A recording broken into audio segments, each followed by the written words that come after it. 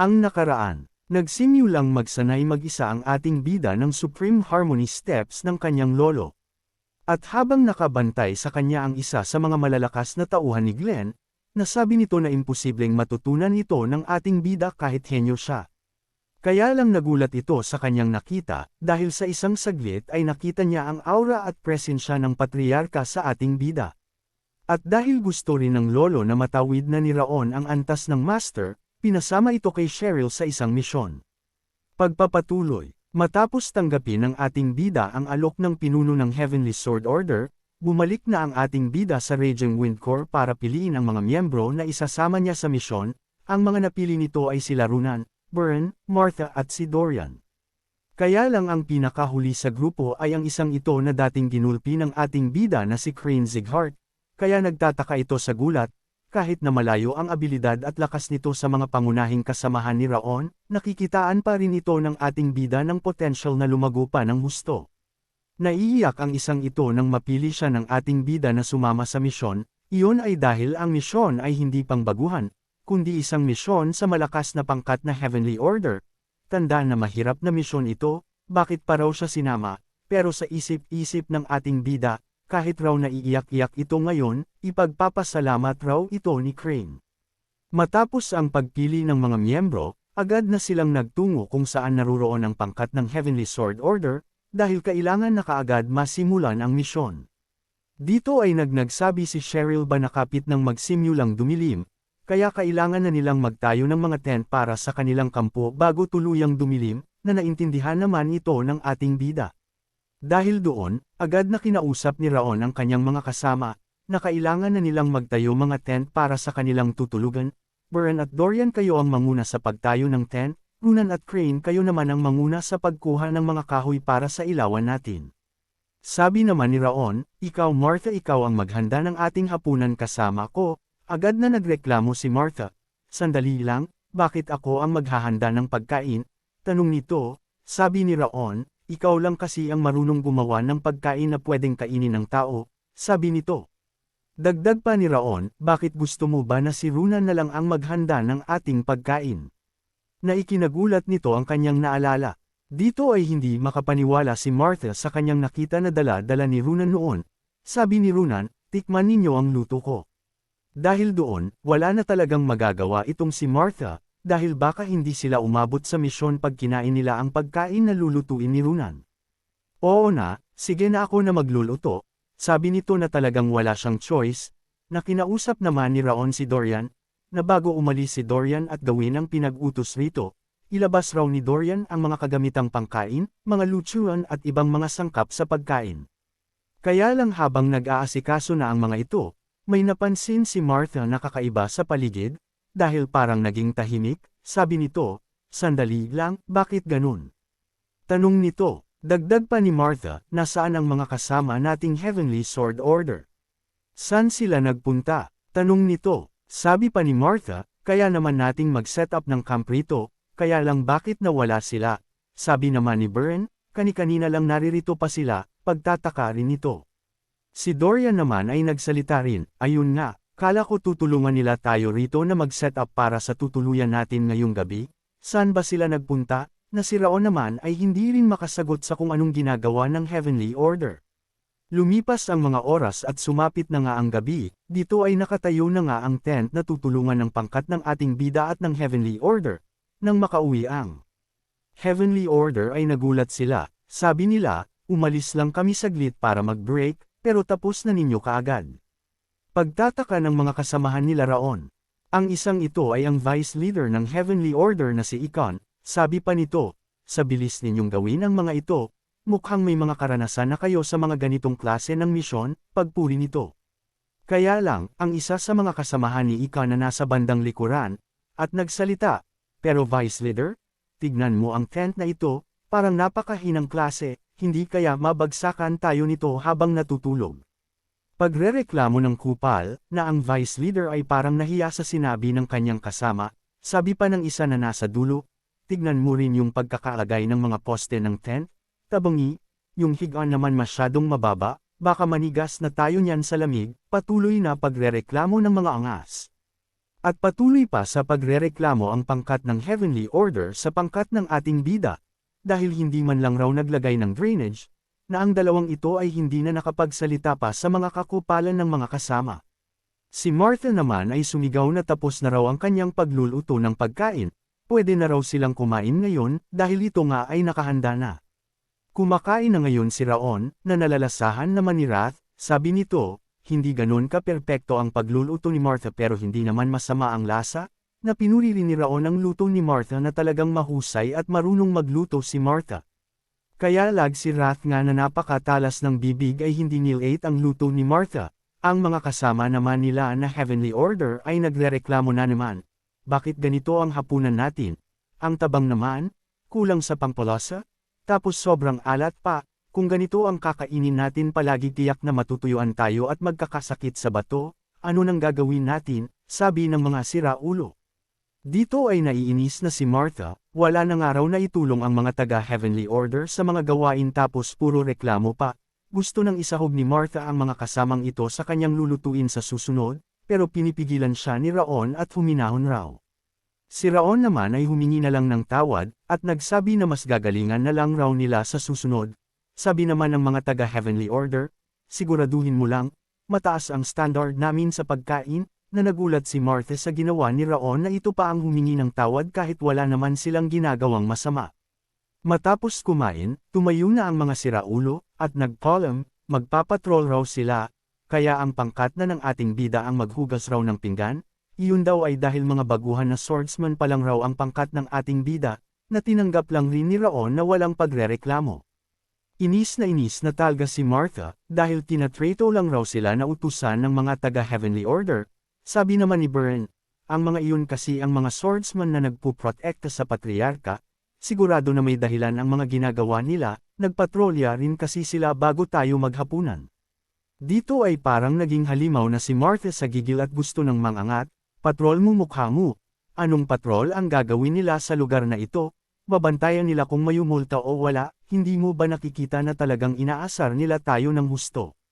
Tanong nito na galit, namagitan si Raon, at nagsabi na tama na, maghugas na lang raw sila ng pinagkainan nila, at maghanda na para ang pahinag, siya na raw bahala na magbantay ngayong gabi kaya pwede nang magpahinga ang mga kasam nito, at nagpasalamat sa husay na pakikiisa ng mga kasama ni Raon. Nagulat sila sa sinabi ni Raon, bakit raw mag-isa lang si Raon na magbabante sa kanila sa buong magdamag hanggang umaga, sabi lang ni Raon na may mga kailangan raw kasi siyang pag-isipan ngayon, kaya wag na raw mag-alala ang mga ito sa kanya, at matulog na. Nagalit naman si Martha, kung magbabante ka lang buong magdamag paano na ang misyon bukas. Wag ka masyadong mabait sa amin, paghatian natin ang gawain para kahit papano may pahinga ang bawat isa.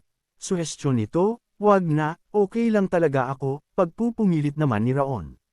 Galit naman na sumagot si Martha, hindi nga kami okay sa gusto mong mangyari, kaya wala nang nagawa pa si Raon, dahil may punto naman talaga si Martha. Ayun na nga, patuloy na lumipas ang mga oras, dito ay naglalagablab ng husto ang siga na ito para magbigay ng init sa paligid at liwanag. Dito ay parehas gising si Martha at Raon, nagtanong ang dalaga, ano?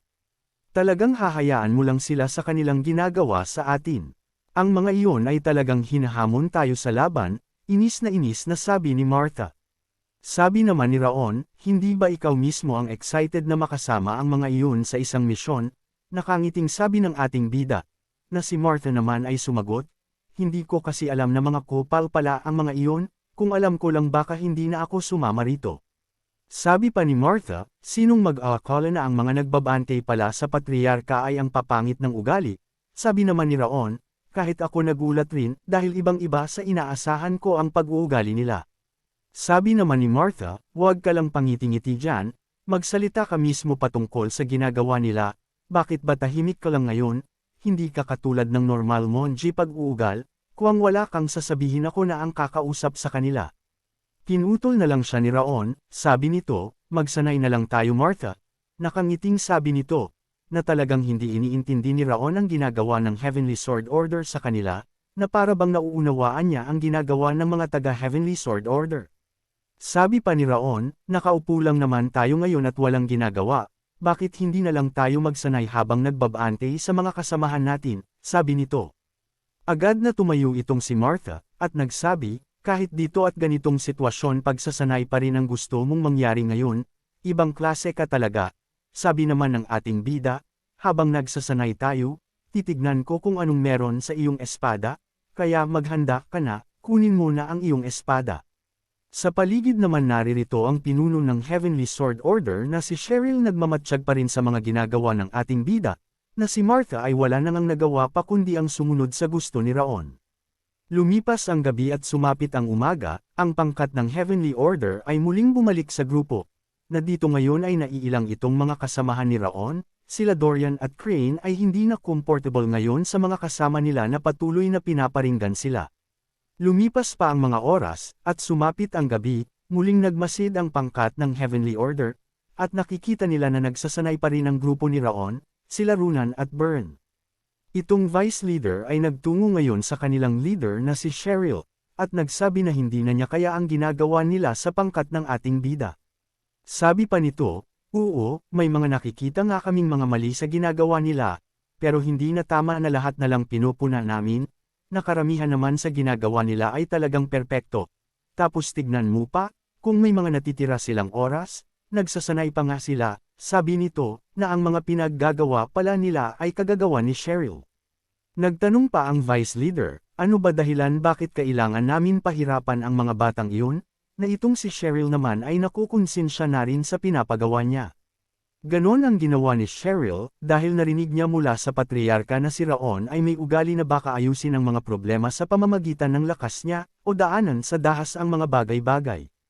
Kaya dahil doon, kinailangan niyang ilagay sa pagsubok si Raon kung paano ito mag-lead ng kanyang mga tao, kaya puwersahan niyang inutusan ang mga tauhan niya kahit ayaw ng mga ito na talagang laging punahin at silipin ang lahat ng galaw nila Raon, para lang galitin at sagarin si Raon at ang mga kasama nito. Dahil kung masasagad sa galit ang pangkat ni Raon at idaan sa labanan ang lahat, talagang ipapakita raw ni Cheryl ang kanilang lakas para ipakita ang pinagkaiba ng lakas nila sa pangkat ni Raon, para hindi na magyabang ang pangkat ng ating bida. Kaya lang ibang-iba raw ang mga nangyari ngayon, dahil kahit gaano katindi ang pressure na napupunta sa pangkat ng ating bida, napakapayapa at panatag lagi ang mga kilos, isip at desisyon ni Raon kahit nasa murang edad lang ito. Kaya dito ay nagdesisyon na ito na itigil na ng mga tauhan niya ang panggigipit sa pangkat ni Raon, kaya ang pangkat raw nila ay hahatian na sa mga gawain ng pangkat ni Raon para hindi na mahirapan ang pangkat ng ating bida, na ikinatuwa naman ng vice leader. Matapos ng pag-uusap na iyon, si Cheryl naman ay naglakad na para umalis, na pinagtakhan ng vice leader kaya nagtanong kung saan pupunta ang kanilang leader. Sabi naman ni Cheryl, pupuntahan ko sila. Tiyak nagsasanay sila ngayong gabi na ito diba? Tanong ni Cheryl, na ikinagulat ng isang ito. Sabi pa ni Cheryl, kailangan raw niyang bayaran ang mga pinaggagawa nila na hindi maganda sa pangkat ng ating bida, na ngayon na nga ay naririto na ito sa lugar kung saan naroroon ang pangkat ni Raon, kaya nagulat sila Raon at napahinto sa kanilang ginagawa sa pagdating ni Cheryl. Nagulat si Raon sa sinabi ni Cheryl, ano? Tuturuan mo kami ng pamamaraan sa espada? Anong ibig sabihin noon? Pagtataka ng ating bida, sabi naman ni Cheryl, grabe naman sa gulat, nakakapagtaka ba iyon? Alam ko nagsasanay kayo tuwing gabi habang nagbabante kayo. Sabi pa ni Cheryl, hanggang sa makarating tayo sa Yunan Mansion, babantayan ko ang mga paggamit ninyo ng espada, para tiyak na mas huhusay pa kayo habang nasa misyon kayo ngayon, kaya tuwang-tuwa ngayon itong si Runan at Byrne. Nagtanong naman si Raon habang nakatingin sa babaeng ito, okay salamat, pero bakit mo kami tuturuan? Tanong ng ating bida, na ang isang ito naman ay naguguluhan bakit tanong ng tanong si Raon. Sabi naman ni Cheryl, nakakainis lang kasi makita kayo na nagsasanay na walang patutungahan habang sinasayang ninyo ang inyong pagtulog, sabi naman ni Raon, sabi ko na, akala ko lang may mali kung bakit siya nagmamatsyag sa amin. Nakatingin pa ng husto ang ating bida rito, sabi niya, tama ang hinala ko, ang pangkat na Heavenly Order na direktang nagbabante sa patriarka ay hindi basta-bastang grupo na gagawa ng mga bagay na walang kwentang bagay para lang galitin kami ng walang dahilan, mukhang sinusubok lang kami kung paano kami magre-rate sa ganung sitwasyon, sabi ng ating bida, kaya pala hindi rin siya nagagalit kasi nababasa niya ang ginagawa ng kalaban sa kanila. Sabi pa ng ating bida, Tama ang desisyon ko na tiniisin lang lahat, at gampanan ng tungkulin namin ang tamang sagot sa nangyayari, na ngayon ay nagpasalamat si Raon at mga kasama nito sa concern ng pangkat ni Cheryl, at sa gagawing pagsasanay nito sa pangkat ng ating bida. Sabi pa ni Cheryl, nakita ko ang pagsasanay mo, at mukhang ang pagsasanay na ginagawa mo ay heavy sword. Sabi naman ni Raon, oo, tama, paano mo nalaman? Tanong nito na nagtataka. Sabi naman ni Cheryl, mabuti kung ganon, tere magsimula na tayo. Sabi nito, habang kinukuha ang espada niya sa likod, na kulay puti ngayon na par abang naglalabas ng kung anong enerhiya. Sabi pa ni Cheryl, mas mabilis kayong matututo kung mararamdaman mismo ng katawan ninyo kaysa sabihin ko lang sa pamamagitan ng salita. Dito nga ay agad na nilabas ni Cheryl ang kanyang aura, na naglabas kaagad ito ng matinding pressure, na dahan daw ang napapaluhod ang pangkat ng ating bida sa bigat ng nilalabas ni Cheryl. Ano ito, napakabigat sa pakiramdam, sabi ni Runan. Sabi naman ni Crane, bakit parang ang paligid ay pinipiga ng husto. Dito naman si Raon ay talagang nahihirapan rin, ramdam nito ang kinaibahan ng lakas ni Cheryl sa kanya, napakalayo. Sabi naman ni Cheryl, ngayon ituturo ko sa iyo ang totoong heavy sword. Sabi nito, na kaya siya tinawag na heavy, ay dapat maramdaman ng target nito ang bigat ng espada ng gagamit ng ganitong teknik. Sa oras na maunawaan ni Raon ng malinaw ang konsepto ng heavy sword ni Cheryl, at matuto pa ito ng husto kay Cheryl, tiyak na ang tagumpay na malampasan ng ating bida ang balakid para makatawid sa antas ng pagiging master swordsman. Ano kayang kalalabasan ng ating bida sa pagsasanay na ito? Abangan!